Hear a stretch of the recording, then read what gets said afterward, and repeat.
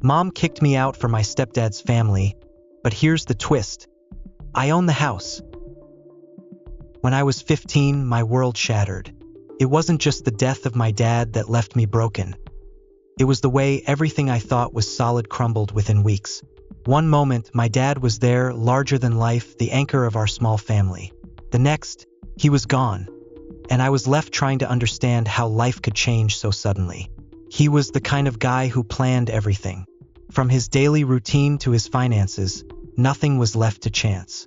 If anything had to be done, it was done thoroughly, meticulously, and with purpose. I thought it was a little excessive at the time, but looking back, I understand why he did it. My dad's life, in many ways, was his way of ensuring I'd be okay, no matter what came my way.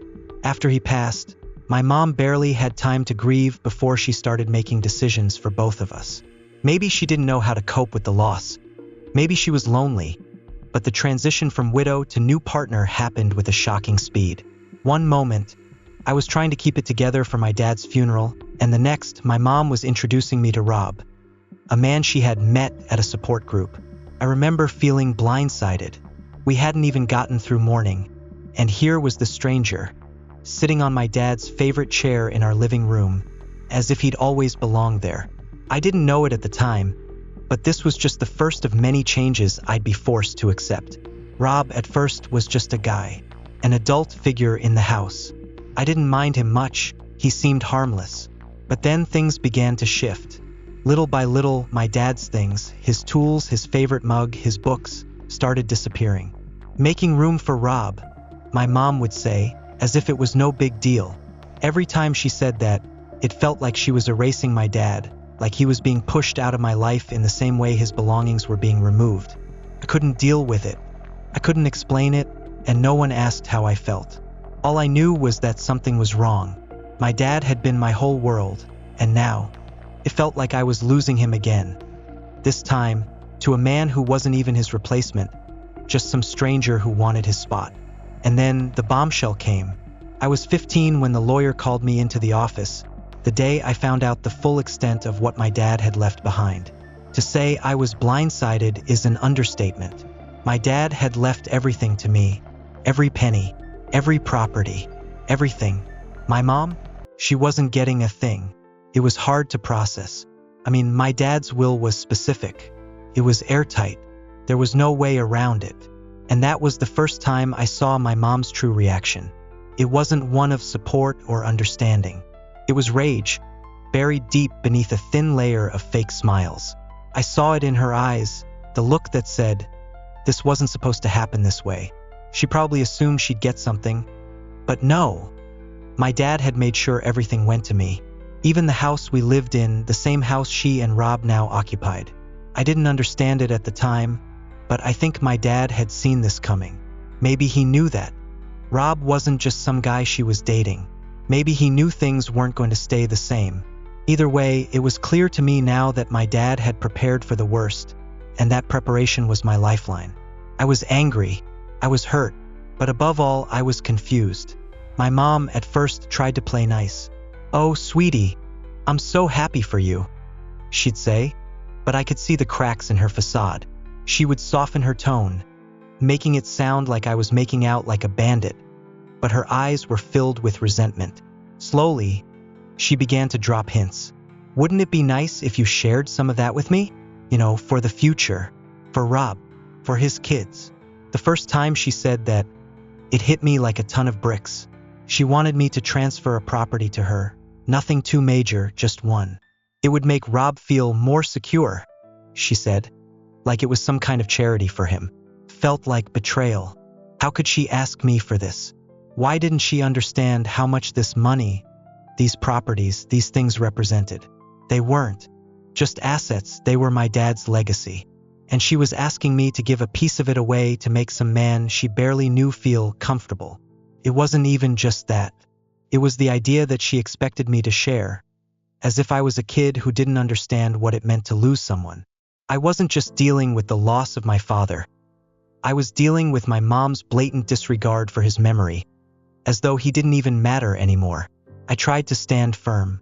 "No, I can't do that," I said. "The will says I can't. Even if I wanted to, I can't transfer anything until I'm 21. Her face said everything. She was pissed. I saw it in the way her lips twitched, in the way her eyes narrowed. She didn't say it, but I knew she was thinking it. Why couldn't you just do this for me? But I wasn't going to bend. This wasn't about me being selfish. It was about honoring my dad's wishes. He didn't trust her, and neither did I. The weeks following my refusal to transfer any property to my mom were strained. At first, she kept up appearances, trying to act as if everything was fine, but it was hard to ignore the shift in the atmosphere at home. Rob, who had once been just a passive presence in our lives, suddenly seemed more involved, more vocal, as if he were trying to prove a point. I wasn't blind to it. I knew what was going on. He wasn't just interested in my mom. He was interested in my inheritance, my dad's legacy, and the power that came with it. Things started to change subtly at first. Little comments here and there, remarks about how I should think about the future, and how important it was for the family to stick together. Rob and my mom started dropping hints, passive-aggressive remarks designed to make me feel guilty. "You have so much, why don't you share a little with us?" my mom would say, her voice laced with what I could only call thinly veiled resentment. "I'm just thinking about what's best for all of us, you know?" But it wasn't just the comments. The tension in the house grew thick. I could feel Rob watching me, observing my every move, as if he were sizing me up. At dinner, he would start talking about his kids, his house, the things he had built, and it felt like a subtle way to show me what real family looked like. I had never been close with Rob's kids. They were older than me, and despite my mom's insistence that we should bond, they'd always kept their distance, treating me like I was just the odd one out. One evening, after I'd been locked in my room for hours, avoiding the increasingly tense atmosphere downstairs, I decided to go out for a walk. I needed to clear my mind. The night air felt refreshing, almost like it could wash away the stress that had built up inside me. I had barely stepped outside when I noticed the headlights of a car turning down our driveway. I froze in place, squinting at the figure behind the wheel. It was Rob, and in the passenger seat there was my mom.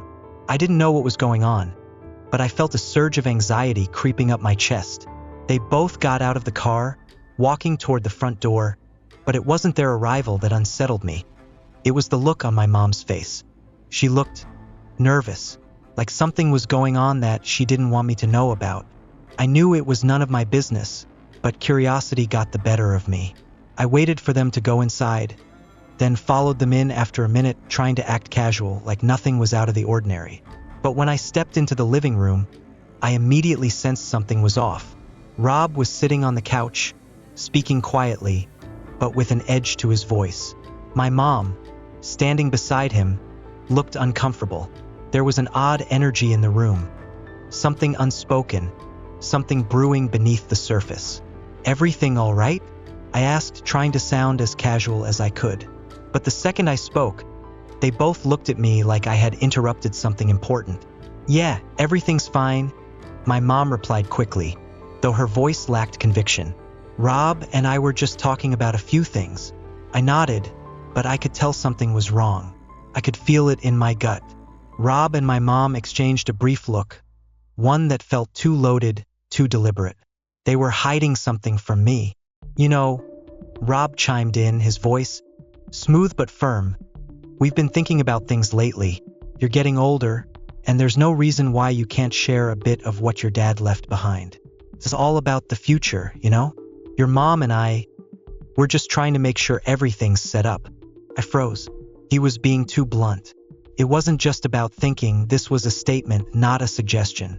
I felt my blood begin to boil. This wasn't the first time he'd mentioned this. It was like he had been waiting for the right moment to push. I glared at him. "What exactly are you saying, Rob?" My mom stepped in, her voice shaky. "Liam, please don't make this harder than it needs to be. We just want what's best for everyone. You've been left with so much, more than enough. It's time to think about the bigger picture." I felt a flood of anger rise in my chest, a mixture of betrayal and confusion. How had things gotten so bad? How had my mom, the woman who I thought would stand by me, let Rob do this? Let him push me around like this? "I'm not going to give you anything," I said firmly, my voice barely concealing the anger. You can't just come into my life and expect me to hand over what my dad left me. It's not yours, and it never will be. Rob looked unfazed, almost amused by my outburst. We're not asking for everything, Liam, he said, leaning back in his chair. Just a little help, just enough to make sure your mom is taken care of. It's not about you. This is about family. I wanted to shout at him. I wanted to tell him exactly what I thought about his idea of family, but I held back. I wasn't going to let him win. He wasn't getting anything from me. Not now. Not ever. Yeah, well, you're not going to get it, I said, turning toward my mom. I don't know what's going on with you two, but I'm done. I've had enough. I stormed out of the room, my heart pounding in my chest. I couldn't believe what had just happened. My mom was standing there, silent, not even trying to stop me. Rob, sitting there like he owned the place, knew that his manipulation was working. He thought he could control everything, but I wasn't going to let him. I didn't know what to expect next, but I knew one thing for sure. The moment my mom chose him over me, things would never be the same. The next few days passed in a blur. I couldn't shake the feeling of betrayal that gnawed at me. Every time I walked through the house, I felt like an intruder, like I didn't belong in the place that had once been my sanctuary. My dad's legacy was still here. His old chair in the living room, his books lining the shelves, his favorite guitar in the corner. But somehow it all felt distant now, like they were memories being slowly erased, little by little, by my mom's decisions. Rob and my mom didn't say much after our confrontation. Rob would give me these smug glances, like he'd already won, while my mom would avoid eye contact, trying to act like nothing had happened. But I could feel the tension in the air. It was suffocating. There was no escaping it. Every meal was awkward. Every moment spent in the same room felt like an unbearable weight hanging over us. I didn't know how much longer I could tolerate the facade. But then came the moment I had been dreading. The moment when my mom crossed a line I could never forgive. It was a Wednesday afternoon when it happened. I had just gotten home from work, exhausted but relieved to have some quiet time to myself. I had planned to make some dinner, kick back, and forget about the mess I was in for a while. But as soon as I walked in, I noticed something strange. The door to my dad's office, the room he had spent countless hours in working, was wide open. It had been locked since his passing, but now it was ajar, and I could hear voices coming from inside. I froze in the doorway, listening. My mom's voice was unmistakable, low and pleading, but it wasn't just her voice. It was Rob's too. I felt my stomach churn. What were they doing in there? Why was the door open? Curiosity got the best of me, and I stepped closer, peering through the crack in the door. And that's when I saw it. Rob was standing at my dad's old desk, rifling through paperwork, documents, old bills, receipts, while my mom stood behind him, watching him. Was the look on her face that took me by surprise. She wasn't angry. She wasn't upset. She looked almost satisfied. "Are you sure this is what we should be doing?" my mom asked, her voice soft, almost whispering, like they were trying to keep it a secret. "Of course it is," Rob replied, his tone confident and assured. "You're his wife. You have a right to go through everything, especially now that Liam is basically out of the picture. You've been married for years, and you have the right to make these decisions." The words hit me like a punch. Out of the picture. Was that how they saw me now? Like I didn't belong? Like I was nothing more than an obstacle standing between them and my dad's estate? I felt rage bubble up inside me, but I stayed frozen, unable to move. I wanted to confront them, to demand answers, but I didn't, couldn't, not yet. I was still reeling from the shock of what I had just overheard. I had trusted my mom.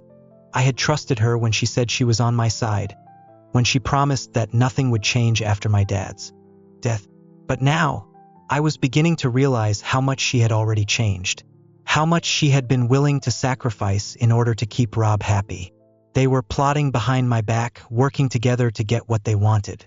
Rob was slowly taking control, manipulating my mom into doing his bidding, and I was the one being shut out. It wasn't just the property, the money. It was my whole place in this family. I turned away from the door, my chest tight with anger. I didn't want to confront them yet. I needed to gather my thoughts. I needed to figure out how to handle this. But I knew one thing for sure. Things were never going to be the same again. Later that evening, I decided I couldn't stay silent any longer. I couldn't let them take everything from me, especially not my dad's memory, not his legacy. If I had to fight for it, I would. I waited until after dinner, when the silence in the house had returned to its usual oppressive stillness. I found my mom in the living room, sitting on the couch with a glass of wine. Rob wasn't around. It was the perfect moment. "Mom," I said, my voice steady but firm, "we need to talk." She looked up at me, her eyes momentarily wide, like she had been caught off guard. "What about?" "I overheard you and Rob earlier," I said, my voice low. "I heard you talking about going through Dad's things, about how it was you're right now that I'm out of the picture." Her face shifted, a mixture of guilt and defensiveness flashing in her eyes. "Liam, you don't understand. It's not like that, isn't it?" I interrupted, "because that's exactly what it feels like. I've been trying to stay out of this, to respect your relationship with Rob, but you're treating me like I'm the enemy, like I'm some intruder in my own home." She stood up, walking over to where I was standing, her hand outstretched in a placating gesture. "Liam, please, you have to understand. Rob's just trying to help. We're just trying to make things easier." "No." I cut her off, my voice rising. "You're trying to make it easier for him, not me. You're giving him everything he wants, and I'm left with nothing. My dad's memory? His belongings? You're just handing them over like it doesn't matter." Her face twisted in frustration, and she finally spoke the words that broke me. "You need to stop acting like you're entitled to all of this, Liam. It's time you grew up." And with those words, everything changed. Those words hit me like a slap across the face, harder than anything I had imagined. "You need to stop acting like you're entitled to all of this, Liam." It wasn't just the words themselves, but the finality in her voice. The way she looked at me, as if I were the one in the wrong for holding on to something that was rightfully mine.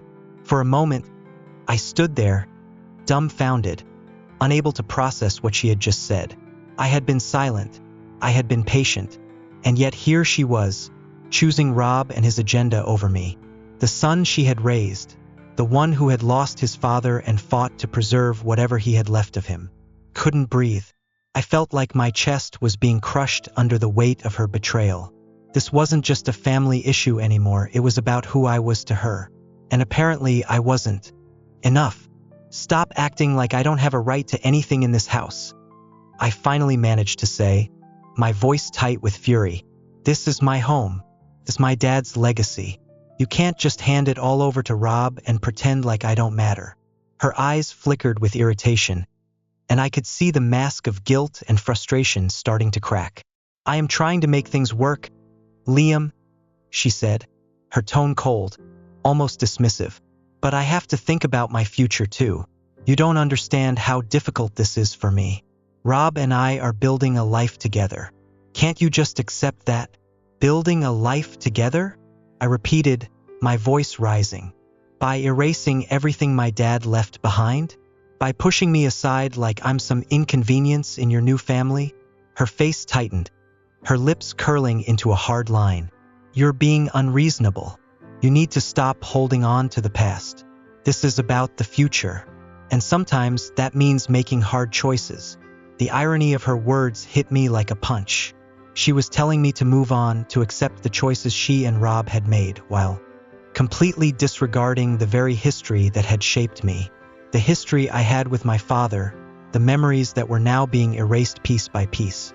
She had already moved on. Rob had already moved on. But I was stuck in the past, clinging to memories that no longer seemed to matter to her. "Fine," I said through gritted teeth, my voice laced with bitterness. "If that's how you feel, then I guess there's nothing left to say." I turned away from her, the anger bubbling up inside me threatening to explode. I needed to leave. I needed to get away from this house, away from her. But just as I reached for the door, she called out to me. "Liam, wait!" she said, her voice softer now, almost pleading. But I couldn't listen anymore. I'm done, I said, my voice firm, finally letting the hurt show. I'm done trying to make this work when you've already made up your mind. You've chosen Rob. You've chosen his kids, his life, and now you're just pushing me out. I didn't look back. I didn't want to see the pity in her eyes or hear the empty apologies that were sure to follow. I walked out of the room, out of the house, and into the night, leaving everything behind. The house, the family, everything I had once known was slipping away from me, and I couldn't stop it. I didn't know where I was going. I didn't care. I just needed space, silence. The streets felt cold under my feet, but they offered a kind of escape. I walked for hours, not knowing where I was going, just letting my anger and confusion lead me. It wasn't until I reached the park by the river that I stopped, the stillness of the water reflecting the emptiness inside me. I sank down on a bench, my hands gripping the edge, trying to steady my thoughts. What had just happened? How had it gotten so bad? I had always been the reliable one, the one who tried to keep the peace, to hold things together. But now, I felt like I had lost everything. My family, my home, my dad's legacy. I stayed there for what felt like hours, lost in my own thoughts, before finally pulling myself together. It wasn't just the anger that stung. It was the loneliness, the realization that my mom had chosen Rob, his kids, and their life over me. That was what hurt the most. The betrayal wasn't just about losing the house. It was about losing my place in her life. As I stood up to leave, my phone buzzed in my pocket. I pulled it out, hesitating before checking the message. It was from my mom. I didn't mean for it to get this bad. Can we talk when you're ready? The message was simple, but it hit me harder than I expected. Part of me wanted to call her, to yell at her, to demand she explain herself. But the other part of me, the part that had been so hurt by her choices, wanted nothing more than to walk away from her entirely. I didn't know what to do anymore. Part of me wanted to forgive her, to go back home and pretend like everything could go back to normal. But another part of me knew I couldn't. She had made her choice, and I wasn't sure I could ever trust her again. I didn't reply. Instead, I put my phone away and walked back home. Only this time, I knew things would never be the same. The fight for my dad's legacy wasn't over, and I wasn't going to let anyone take it from me without a fight. The next few days passed in a haze of anger, frustration, and confusion. I tried to go back to my daily routine, but nothing felt right. Every time I walked through the house, I could feel the tension hanging in the air. My mom had become a stranger to me. Her words, her actions, everything she said felt hollow, as if she was no longer the person I had trusted my entire life. And Rob, I couldn't even look at him without feeling the burning desire to confront him, to tell him exactly how much he had ruined everything. But I wasn't going to let him or my mom win. I had made up my mind. I wasn't going to stand by and let them push me out of my own home, let them take my dad's legacy and turn it into a farce. This was my fight, and I wasn't going to back down. I spent the next couple of days working on a plan. I didn't tell my mom. I didn't tell Rob. I knew if I did, they'd just try to manipulate me, guilt-trip me into giving up. Instead, I focused on securing what was rightfully mine. The first step was the paperwork. My dad had left everything in my name, but I had to make sure it was legally binding, ironclad. I contacted a lawyer, one that my dad had used in the past. I needed to know exactly where I stood and how I could protect my inheritance from my mom and Rob. The lawyer was helpful, explaining that while my mom had rights as a spouse, my dad's will made it clear that the assets were mine. As long as I didn't voluntarily give anything away, no one could take it from me. That was the first weight lifted off my shoulders. I wasn't going to let Rob come in and dictate how things went. He had no claim to this house, to my dad's things, and I was going to make sure of it. But the second step was the hardest. I had to confront my mom. I knew it wasn't going to be easy.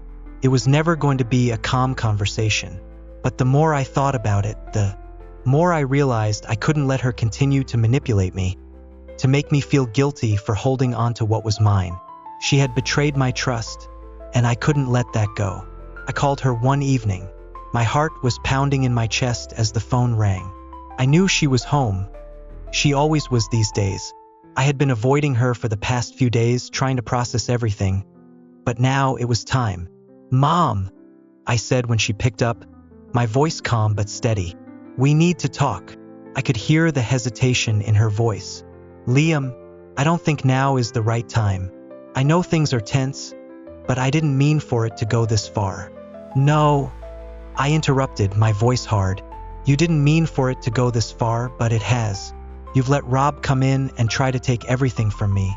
Mom, I'm not going to stand by and let that happen." There was a long silence on the other end, and for a moment I thought she might hang up, might tell me I was being dramatic. But then her voice came through weaker than before. "I didn't mean to hurt you, Liam. I just wanted things to be better. I wanted to build a life with Rob, and I didn't know how to balance that with you. I'm sorry, but I was thinking of us, of our future. You know I love you." I felt the anger boil up inside me. "Love me? You love me? Because that's not how it feels, Mom. It feels like you've forgotten who I am. Like you've erased everything my dad and I built and replaced it with him, with his kids and his life. What about me? Huh? What about the life I had before you decided I wasn't enough?" She started to cry, and I heard the guilt in her voice. "I never meant to make you feel that way. You thought wrong." I cut in, my voice sharp. "I don't care what you thought. You've made your choice and I've made mine. I'm not going to keep fighting for a place in your life when I'm being treated like an afterthought." Another long silence followed. I stood there, listening to the sound of her breathing, and I realized something. I didn't need her approval anymore. I didn't need her validation. I had spent so long trying to make her happy, trying to keep the peace, but I couldn't do it anymore. I couldn't sacrifice my self-respect for the sake of a relationship that had become toxic. "I'm taking control now, Mom," I said finally, my voice low but firm. "I'm not going to let you push me out. I'm going to protect what's mine, and I'm going to make sure you understand that." I heard her let out a small sob. "Please, Liam, don't do this. I just wanted a fresh start. I didn't mean to lose you." "Well, you did," I said, my voice cold. "And you don't get to blame me for it anymore." The line went dead. I stood there for a moment, staring at my phone, trying to steady my breath. I had done it. I had finally taken a stand. It wasn't easy. It wasn't what I had wanted, but it was what needed to happen. In that moment, I knew something had shifted inside me. I wasn't just fighting for my inheritance anymore. I was fighting for myself, for the respect I deserved, and for the life that my dad had left me. He might have been gone, but he had left me everything I needed to stand on my own 2 feet. And no one was going to take that from me. Looking back, I realized that sometimes the hardest battles are the ones we fight within ourselves. I spent so long trying to keep my family together, trying to preserve a legacy, that I forgot what it meant to stand up for myself. My mom's choices, my stepdad's manipulation, it all forced me to confront the truth that I had been sacrificing my own well-being for the sake of others. But in the end, I learned that I deserve respect and to live life on my terms. I learned to stop being afraid of losing people who weren't willing to fight for me.